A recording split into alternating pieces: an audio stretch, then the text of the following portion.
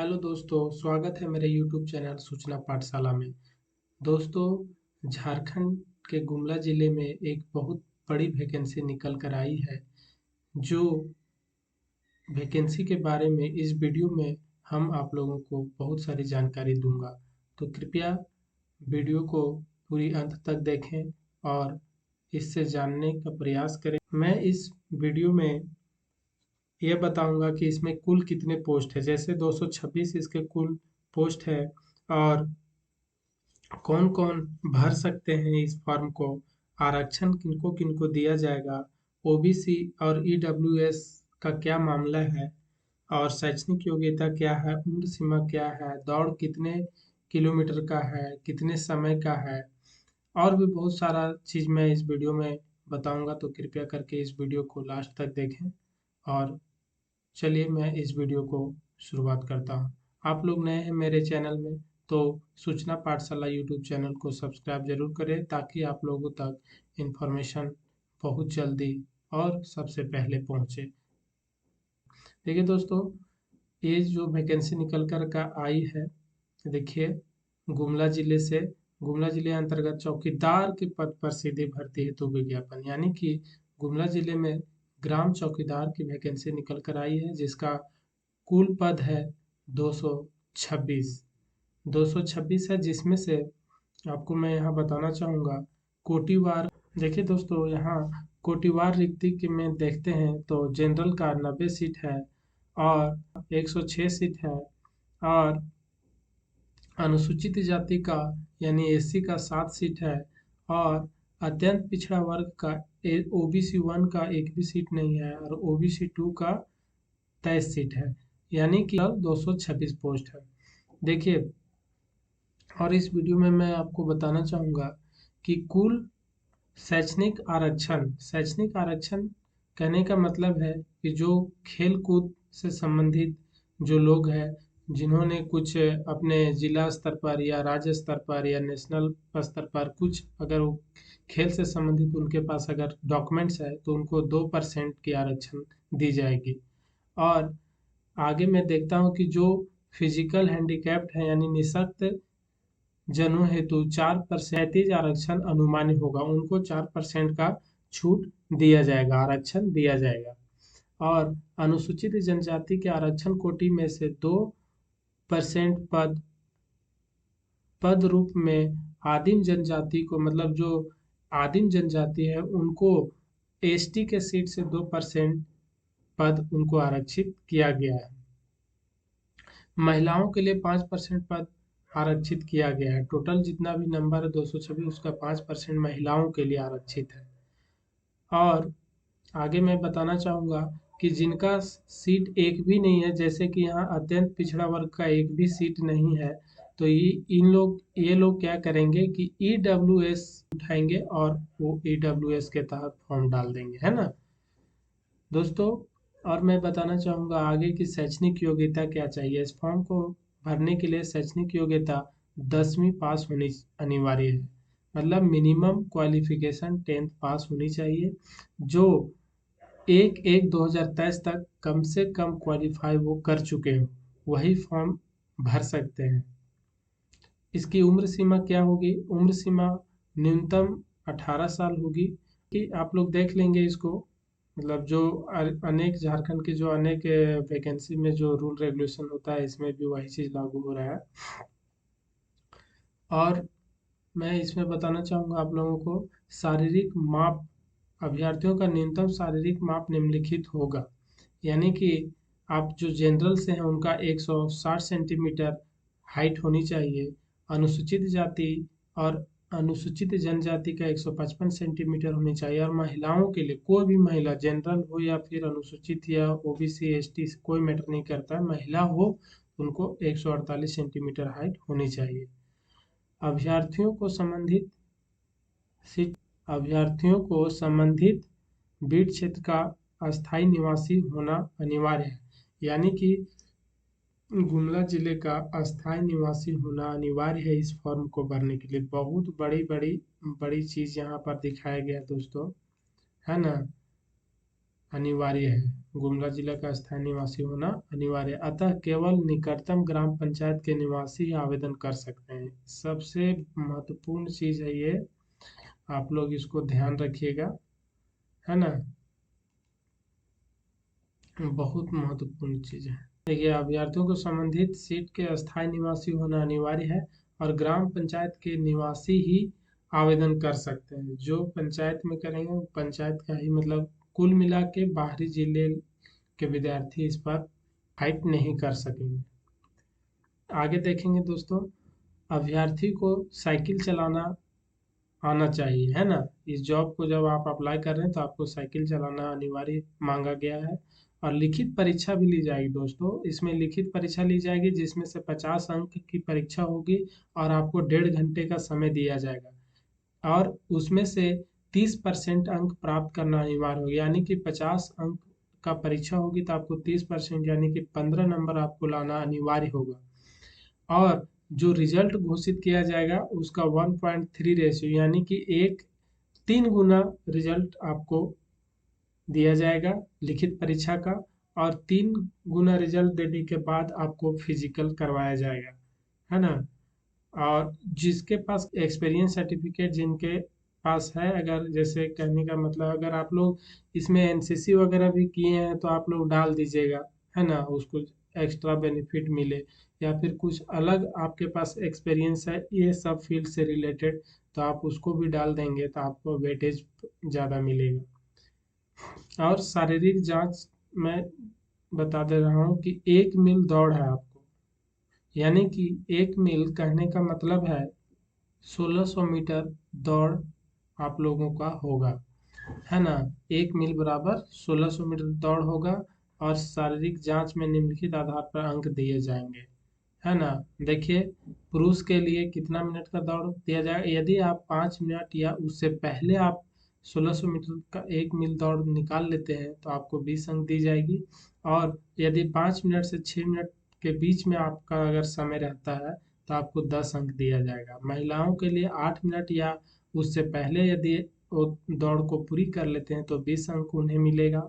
और यदि 8 मिनट के बाद और 10 मिनट तक, मतलब 8 से 10 मिनट के बीच में अगर उन्होंने दौड़ कंप्लीट किया तो उनको 10 मार्क्स दिया जाएगा, यानी 10 अंक दिया जाएगा।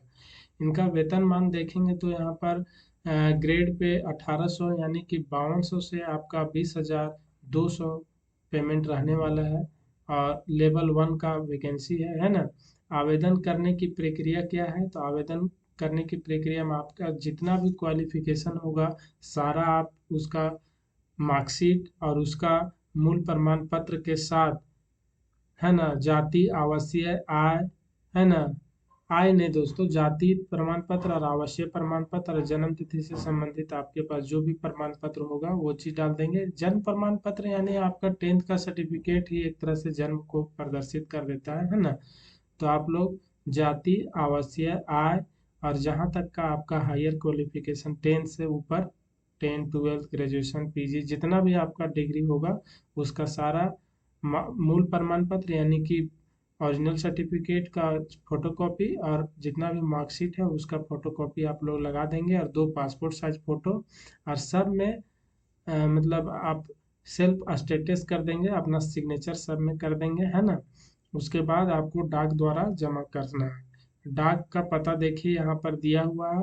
उक्त का कार्यालय जिला सामान्य शाखा नया समाहरणालय भवन भाग 1 कमरा संख्या 9 गुमला पिन कोड इतना, है ना।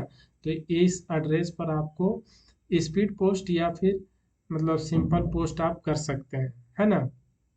आपको ये दे दिया गया है। दोस्तों, मैं इस पेज को, जैसे इस फॉर्म को आप लोगों को पूरा भर लेना है। ये पीडीएफ को मैंने अपने टेलीग्राम चैनल, जो डिस्क्रिप्शन में लिंक दिया हुआ है, टेलीग्राम चैनल व्हाट्सएप चैनल सारे में मैं इसको भेज दे रहा हूँ। तो आप लोग कृपया करके उस चैनल को ज़रूर ज्वाइन करें, डिस्क्रिप्शन में लिंक दिया हुआ है। और उससे पीडीएफ को आप लोग डाउनलोड कर कर और अच्छे से भर के और जल्द से जल्द यहाँ पर जमा कर दें, है ना। 30 तारीख 10 तक आपके पास समय है, लेकिन आप लोग कोशिश करें कि जल्द से जल्द अच्छे से फॉर्म भर कर स्पीड पोस्ट या सिंपल पोस्ट कर सकते हैं। देखिए, केवल संबंधित डाक या स्पीड पोस्ट से भेजा जाएगा। कहने का मतलब आप सिंपल पोस्ट भी कर सकते हैं और स्पीड पोस्ट भी कर सकते हैं, तो बेहतर स्पीड पोस्ट रहता है मेरे ख्याल से, है ना। तो आप लोग कृपया करके स्पीड पोस्ट कर दें, कुछ पैसा लगेगा, है ना। हाथों हाथ आवेदन स्वीकार नहीं किए जाएंगे दोस्तों, साफ साफ यहाँ पर लिखा हुआ है, हाथों हाथ आवेदन स्वीकार नहीं किए जाएंगे। तो आप लोग कृपया करके स्पीड पोस्ट ही कर दें। यहाँ पर देखिए फॉर्म को किस तरह से भरेंगे ये भी मैं बता दे रहा हूँ। यहाँ पर गृह जिला यानी कि आपका जिला कौन सा, गृह जिला कौन सा, गुमला, तो गुमला यहाँ पर लिख देंगे। अभ्यर्थी का नाम बड़े अक्षरों में यहाँ पर हिंदी में लिख देंगे, बड़े अक्षरों में अंग्रेजी का नाम फिर बड़े अक्षरों में ही लिखेंगे दोस्तों। पिता पिता या पति का नाम, यदि कोई महिला है आपने उनका शादी हो चुकी है तो आप वो अपने पति का नाम लिख देंगे, जो आपका एथी में होगा एड्रेस में होगा लिख दीजिएगा, है ना। पिता या पति का नाम लिखे, अपना जन्म तिथि लिखेंगे, अंक में लिखेंगे यहाँ पर, और यहाँ पर शब्द में लिखेंगे। यानी कि अगर आपका 1/1/98 तो यहाँ पर आप लोग शब्द में भी लिखेंगे 1 फरवरी 1998, मतलब कि 1998 यहाँ पर शब्द में भी लिख देंगे, है ना, कहने का ये मतलब है। और अभ्यर्थी का स्थायी पता जहाँ पर भी हो आप लोग, जैसे ग्राम पंचायत का नाम, पोस्ट, थाना, अंचल का नाम, जिला का नाम, मोबाइल नंबर, ईमेल आईडी वगैरह सारा कुछ दे देंगे, है ना। पत्राचार का पता, यानी अगर आपका सेम होगा तो आप सेम लिख देंगे। मतलब सेम लिख देने का मतलब है कि यहाँ पर जो आपने जो भरा होगा यहाँ पर पत्राचार का भी पता लिख देंगे, है ना। और पद का नाम, है ना, पद का नाम चौकीदार है ना। 7वां कॉलम में दिया गया है दोस्तों, शरीर पर 2 चिन्ह का निशान आपको भरना है। आपके शरीर में कोई भी वैसा कटा छटा या तिल वगैरह होगा तो आप लोग यहाँ पर भर देंगे, है ना। 7वां कॉलम में। 8वां कॉलम में आपका शैक्षणिक योग्यता को फिल करना है, मैट्रिक, इंटर, स्नातक। यहाँ पर स्नातक तक ही कॉलम दिया गया है दोस्तों, अगर आप लोग पीजी किए हैं तो कृपया करके स्नातक तक ही डालें, क्योंकि यहाँ बॉक्स नीचे नहीं लिखिएगा, है ना। तो इतना लेवल काफ़ी है, मैट्रिक लेवल का ये मांगा गया है, लेकिन अगर यहाँ पर स्नातक किए तो बहुत ज़्यादा डिग्री हो जा रही है ना। कोई दिक्कत नहीं है, यहाँ पर जहाँ से पास किए हैं बोर्ड या विश्वविद्यालय का नाम लिख देंगे। यहाँ पर उत्तीर्ण वर्ष, किस वर्ष आपने पास किया ये लिख देंगे। यहाँ पर कितने प्राप्तांक का है, टोटल मार्क्स यहाँ पर लिखेंगे, और प्राप्तांक प्रतिशत यहाँ पर लिखेंगे। दोस्तों जैसे यहाँ पर जो CBCS वाला सिस्टम में, चॉइस बेस क्रेडिट सिस्टम में जो ग्रेजुएशन पास किए दोस्तों, यहाँ पर आप लोग ऑनर्स का नंबर लिखेंगे, है ना, टोटल नंबर ऑनर्स का लिखेंगे और उसका प्रतिशत लिखेंगे। और अगर पहले से आप लिखे हैं तो उनको पता होगा, अगर आप CBCS के पहले यानी सेमेस्टर सिस्टम के पहले जिन्होंने ग्रेजुएशन कर चुका है, वे अगर इस फॉर्म को अगर भर रहे हैं तो वो वे लोग अपना ऑनर्स पेपर का टोटल नंबर यहाँ पर लिखेंगे, और यहाँ पर कितने आप नंबर प्राप्त किए हैं, कितने प्रतिशत, वो लिखेंगे, है ना। 9 नंबर कॉलम में अस्थाई जनजातीय भाषा का चयन। आप लोग देखिए एग्जाम जो होगा दोस्तों, आपको सामान्य ज्ञान, लिखित परीक्षा में जो आपका 25 अंक लिया जाएगा उसमें से स्थानीय भाषा, सामान्य ज्ञान एवं स्थानीय भाषा, सामान्य ज्ञान एवं स्थानीय भाषा का एग्जाम होगा। तो आप लोग सामान्य ज्ञान तो होगा ही, लेकिन स्थानीय भाषा में देखिए खड़िया है, मुंडारी, कुड़ुक, नागपुरी, ये आपको 4 गो भाषा दिया गया है। ये 4 गो भाषा में से आप लोगों को कोई भी एक भाषा का चयन करना है, और वही चीज़ यहाँ पर कॉलम नंबर 9 में आप लोगों को लिखना है कि आप लोग किस भाषा, जो भाषा आप यहाँ पर देंगे आपको उसी भाषा का एग्जाम में क्वेश्चन मिलेगा। तो आप लोग ये चीज़ अपने अनुसार से डाल देंगे, जो भाषा आपके लिए कंफर्टेबल होगा वो भाषा आप लोग डाल देंगे दोस्तों, है ना। अभ्यर्थी की श्रेणी, आपका कौन सा कैटेगरी यहाँ पर डाल देंगे। 11 नंबर कॉलम में आवश्यक प्रमाण पत्र की संख्या यहाँ पर डाल देंगे, निर्गत तिथि मतलब कब आपका डॉक्यूमेंट इशू हुआ है वो चीज़ लिख देंगे। जाति प्रमाण पत्र की संख्या लिख देंगे यहाँ पर कॉलम नंबर 12 में, और निर्गत कब हुआ, आपका इशू डेट का कितना है वो चीज़ लिख देंगे। यहाँ आचरण प्रमाण पत्र लिख देंगे। आचरण प्रमाण पत्र आप लोग बनवा ले दोस्तों, थाना से बनेगा। मैं एक वीडियो ये भी बना दूंगा, अगर आप लोगों को ज़रूरत महसूस होगी तो कृपया कमेंट बॉक्स में ज़रूर बताइएगा कि हम लोग आचरण को ऑनलाइन कैसे करें, तो ये चीज़ मैं एक वीडियो बना दूंगा। तो आप लोग कृपया कमेंट करें, अगर आप लोगों के कमेंट के अनुसार से मैं वीडियो बनाऊंगा। अगर आप लोगों का कमेंट आएगा कि हाँ बनाइए सर, तो मैं बना दूंगा। और अगर आप लोग नहीं बोलोगे तो फिर मैं लिंक प्रोवाइड कर दूंगा, है ना। तो आप लोग कमेंट जरूर करें। और आचरण प्रमाण पत्र की संख्या यहाँ पर लिख देंगे और निर्गत तिथि। यदि पहले से कोई आचरण प्रमाण पत्र बनवा चुके हैं तो दोस्तों, तो मैं आप लोगों को बता देना चाहता हूँ कि आचरण प्रमाण पत्र का जो डेट होता है वो 6 महीना का ही होता है। 6 महीना के बाद उसका वैलिडिटी खत्म हो जाता है और उसको फिर से बनवाना पड़ता है। तो आप लोग, अगर आप लोगों के पास है आचरण प्रमाण पत्र, तो आप लोग देख लें। 6 महीना अगर हो गया है तो फिर से अप्लाई कर दें, ऑनलाइन बन जाता है दोस्तों, हड़बड़ाने की ज़रूरत नहीं है ना। और देखिए, घोषणा घोषणा में लिखा गया है, उपरोक्त सभी सूचनाएं मेरी जानकारी में सही है।